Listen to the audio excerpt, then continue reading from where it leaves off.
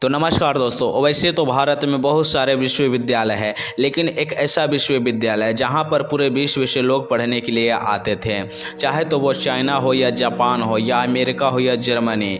यहां पर बहुत सारे विदेशी नागरिक भी ज्ञान प्राप्त करने के लिए आते थे। लेकिन एक ऐसे तुर्की शासक जो कि एक क्रूर और ख़तरनाक शासक था, जिसका नाम बख्तियार खिलजी था। जी हाँ दोस्तों, तुर्की शासक बख्तियार खिलजी ने नालंदा विश्वविद्यालय में आग लगवा दिया था। कहा जाता है कि विश्वविद्यालय में इतने पुस्तकें थी कि पूरे 3 महीने तक इस पुस्तकालय में आग धधकती रही और जलती रही। उसने अनेकों धर्माचार्य और बौद्ध भिक्षुओं को भी मरवा डाला था। खिलजी ने उत्तर भारत में बौद्धों द्वारा के शासित कुछ क्षेत्रों पर भी अपना कब्जा कर लिया था। तो चलिए इसी ऐतिहासिक विश्वविद्यालय के बारे में जानते हैं। तो कहा जाता है कि कुछ इतिहासकार विश्व प्रसिद्ध नालंदा विश्वविद्यालय को जलाने के पीछे जो वजह बताते हैं, उसके अनुसार एक समय बख्तियार खिलजी बहुत ज़्यादा बीमार पड़ गया था। उसके हकीमों ने काफ़ी उपचार कराया, लेकिन कोई फ़ायदा नहीं हुआ था। तब उसे नालंदा विश्वविद्यालय के आयुर्वेद विभाग के प्रमुख आचार्य राहुल श्रीभद्र जी से उपचार कराने की सलाह दी गई। उसने आचार्य राहुल को बुलवा लिया था, लेकिन इलाज से पहले कुछ शर्त रखी गई थी कि वह किसी हिंदुस्तानी दवाई का सेवन नहीं करेगा।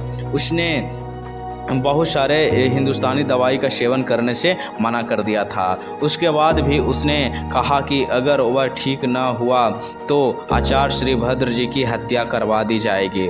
बख्तियार खिलजी ने 1199 में नालंदा विश्वविद्यालय में आग लगवा दी थी और उसका पूरा नाम इख्तियारुद्दीन मोहम्मद बिन बख्तियार खिलजी था और बिहार का वह मुगल शासक था, जो कि एक क्रूर और ख़तरनाक शासक था।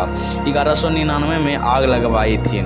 अगले दिन आचार्य उसके पास कुरान लेकर गए और कहा कि कुरान की पृष्ठ संख्या इतने से इतने तक पढ़िए तो वह ठीक हो जाएंगे, लेकिन उसने पढ़ने से इनकार कर दिया। लेकिन राहुल श्रीभद्र जी ने बहुत सारे दबाव दिया और उसने पढ़ना चालू किया और ठीक भी हो गया था।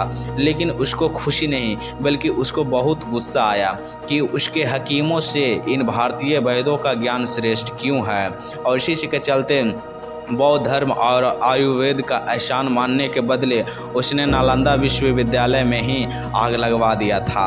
और कहा जाता है कि नालंदा विश्वविद्यालय में इतनी पुस्तकें थी कि आग लगने के बाद भी ये 3 महीने तक पुस्तकें जलती रही, आग लगती रही।